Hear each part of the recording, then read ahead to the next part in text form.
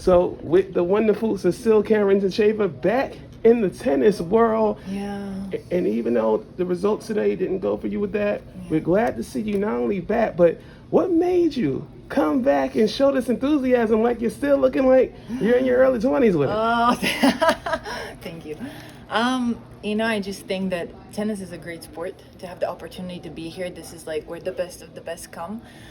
So I just think like you just have to be grateful. You have to wake up and be grateful. And at the end of the day, I'm grateful. I have a good family. I'm healthy, and then I got the opportunity to play again. So I think all of these things are enough to just have a good mood and just try to enjoy yourself. And the score didn't go my way today, but at the end of the day, I'm here, and it's just the feeling is great. Before we talk about the match, what was the first? How's your family doing? Like, how's everything outside of tennis to make you be joyous to come back and be here as a great familiar face? Yeah. Well, now I have a baby boy. Congratulations. I'm a mother. Yeah. He just turned 2 like a couple of days ago. So this itself is a huge. It's a huge change in life, to be blessed to be a parent.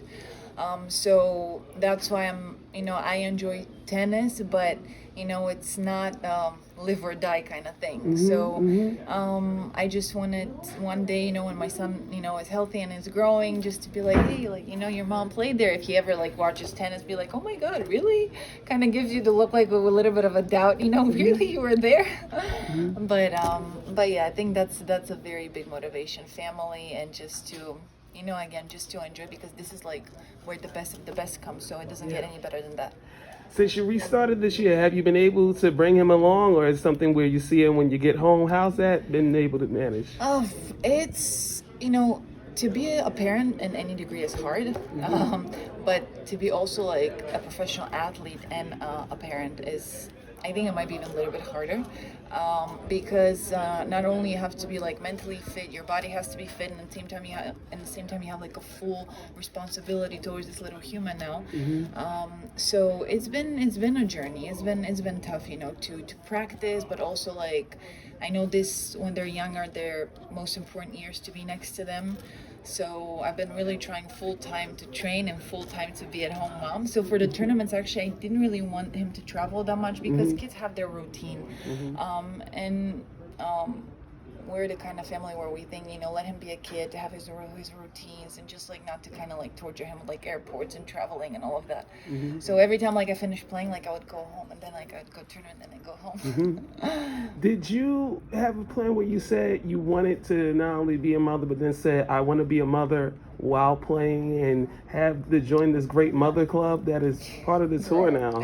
Yeah, it's growing. When I stopped, I had to stop actually due to like an injury that, with time I got better, but then, COVID happened, and then obviously, I was blessed to get pregnant. So Yes. it was just, I guess it was like kind of fate, and the timing was how it's supposed to be. So I never really actually knew if I'm going to plan to come back or not come back. It just gradually happened. Like I just decided, well, let me start training, like I feel good. And I was pretty fit all through my pregnancy. Yeah. So it wasn't that hard to get back into like a tennis shape. And you see now the moms on tour. I mean, Alina Svitolina playing amazing, like 8 months after having a baby. So I think it's also very mental. Like if you're strong mentally and you manage the two things, you can make it. And even before Alina came back, you saw with Vera, doing her thing on tour. We got a Katerina Makarova. She's out here. I'm doing this because she was in qualifying to see her there. So, besides obviously with Serena and everything, you see at least so many other of your contemporaries be able to I think Serena was a motivation, because I feel like she opened the door kind of, that women can really kind of really believe that they can do this and this, because I feel like in a way like society always tells you like, oh no, you either have to be like a full-time mom or like a full-time career, and I don't think that's true, to be honest. I think sometimes, of course, with little bit of help, obviously, and if you have a good stable partner next to you that's really like helping and understanding everything, at least you can make a good team, and really you can have the chance to be a woman like trying to do again like good in her career, and to be like a very good like 100% mother, attentive to your child and your partner. So I think Serena like made us all like kind of see that it's possible. today you was able to get a set in terms of building towards the progress that you want. Where do you feel in your game that do you feel just more match play that you will make that progress because you're showing a really solid level to be in a slam qualifier and at least take a set? Yeah. I mean, it's like with tennis is like this. It's like sometimes like things starting going your way and then you win, and then sometimes things don't go your way. To be honest, like I did a very good preparation. I came earlier actually to New York, to get ready. So I really felt ready, but also my opponent played, I think, like pretty consistent and stable. So I don't know, in the long term, I don't know if I'm like aiming to play like much longer or not, but I'm just kind of going like one match at a time to see how I'm feeling. And today I leave with good feelings. Definitely. I was fighting, so what else can you do except fight and hope for the best? And especially in this weather, even though not as hot as like some other years, but still 80, and you getting acclimated back to that, do you feel that your fitness, because you look fine, you look in tremendous shape, you look like you're back playing, at least that you feel fitness wise that you're on that solid footing to where you want to be? I think so. I think fitness wise, I do think I'm on the level where I should be. I just think, as you said, maybe it's just more like match play, because after all, I've been out for 4 years, which is, sometimes it's easier when you're out like for like 8 months, 1 year, 1.5 years, maybe 2 years, but 4 years. I mean, literally since Wimbledon 2019, I just put my rackets in my bag, and then like that was it for tennis. So I don't know, maybe it's just like confidence, a little bit more match play, kind of trying to get like again the confidence to be here and like to play like at that high level. But really today could have gone either way, to be honest. So I'm just happy that I actually like managed to kind of get in the match.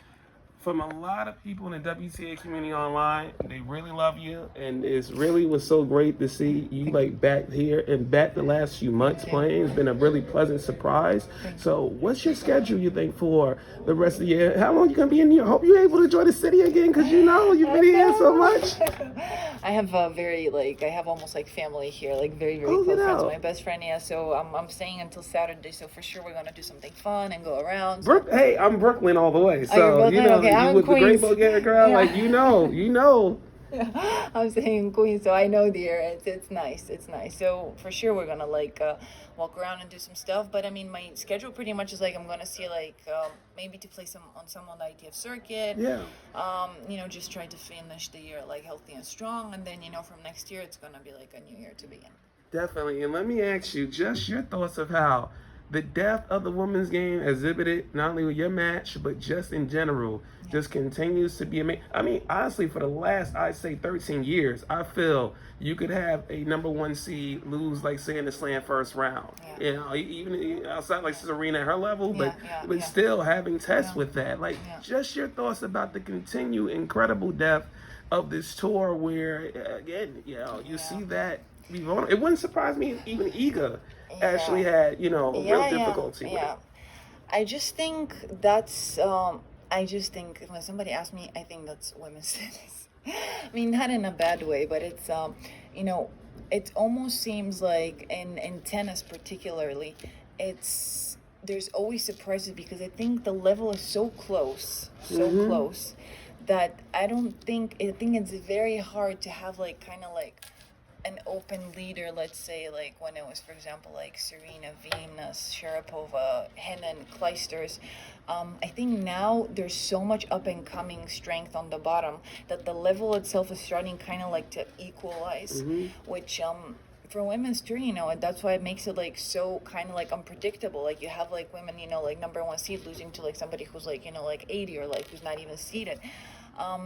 And I think that's why like it's a little bit in men's tennis you don't see it so often, because I feel like men's tennis have like a bigger gap between the ones who are at the top and then the ones who are at the middle and who are at the bottom. And women, you don't see that kind of big gap in level wise. So that's why it's like kind of like a mixture, and you cannot really put your like money on it. Like, okay, this player for sure is gonna make it to like semis or final, which is not necessarily bad. I just think like revenue-wise for the tournament might be a little bit complicated because, for example, some people want to see certain players that they know and that the media is familiar with. And I think that's one of the reasons, that, men's revenue right now, it brings more than women. It's just that like people know certain male players, and those male players get to like quarters, semis, finals. The familiarity. Yeah, the familiar face as well. And then in women's tennis, it's kind of like, surprise here, surprise there, surprise here, surprise there. And sometimes like players that people are not so familiar with kind of like are still good, but it's just people are not familiar with them. So, I just think but I mean, this can change also. This can change. That's a good thing. I mean, the new generations are coming. Maybe like new leaders are coming now from the bottom. You never know. I mean, that's the good thing about life and generations. Everything is changing. Nobody stays there forever. Like the new ones are coming and taking over. So it's just part of life, and I think it's beautiful. So, maybe we're going to have like some new rivalry coming up. Two more things for you. First, you have the awesome tongue piercing with that. When did I had it when I was 16. Yes, you did. Yes, How's it? Has it just stayed not closed up for you? I'm staying. I'm keeping it. That's right. It looks tremendous. I was like, I got it when I was 16. I was like, I'm not taking it off until right. I'm like 40. And I keep joking. Like my mother sometimes says to me, when you have grandchildren, and you have to like do something, are you gonna be like the grandma that has like the tongue piercing? I was like, why not? Yeah, the new school grandmother. Yeah, I'm gonna be a cool grandmother, right? That's right. And I gotta just tell you this, especially from when you came on tour, and we all know when you had that whole practice session that should have been with Sharapova and all that, and how you really handled that situation, and how I've been one person. Let's just say Max Eisenberg does not appreciate me in terms of how I express my thoughts about Sharapova throughout the years, but how you handled that and everything, just looking back on that, what's your thoughts on just how that situation was and just, wow. Everything goes back, but the thing is, it's very hard when you're a teenager in a professional tour. Yes. And it's okay, you have like all these teenagers like in show business, you have like these teenager like actors, and then you have like a teenager in like professional sport. So I just think, you say what you think, you kind of don't follow any kind of like box of what you're supposed to say and what you're not supposed to say. It's kind of just like you go like with feelings and emotions. That particular moment, my emotions were at this point what happened. So and it was real. It was to me. You were right to me fully in my I still say that from all the way from 04 on. I still feel the same. 03 on. I still feel the same way. Just keeping it real. It's just been. We were kids. Imagine I was 14, she was 16. We were kids. Yeah, 20 it years. was just like such a long time ago. But I still think that, and putting it in the best way, I think, I'm never going to forget, like, Andy Roddick went on a press conference, right after my press conference, and, like, he said, like, one match he would love to take popcorns and go watch was, like, our match. And I still remember it to this day. And, to be honest, I think it's good for the sport, because at the end of the day, people, like, people come to have fun, and, and sometimes that kind of, like, sassiness, like, over the court, like the yellow stuff, I call them, like if you're opening, like, yellow paper, it's, like, it's actually, I think it's good, it brings in people to watch, so. Well, they bring to watch you, awesome lady. So great to have you back. Delightful to talk to you. Sesil Karantancheva, y'all. Look at her. She still got plenty more to go as a newly mom. Belated happy birthday to your 2-year son. And many more for you. Hopefully, not only wins on tour, but also any children you want. Appreciate you. Yep.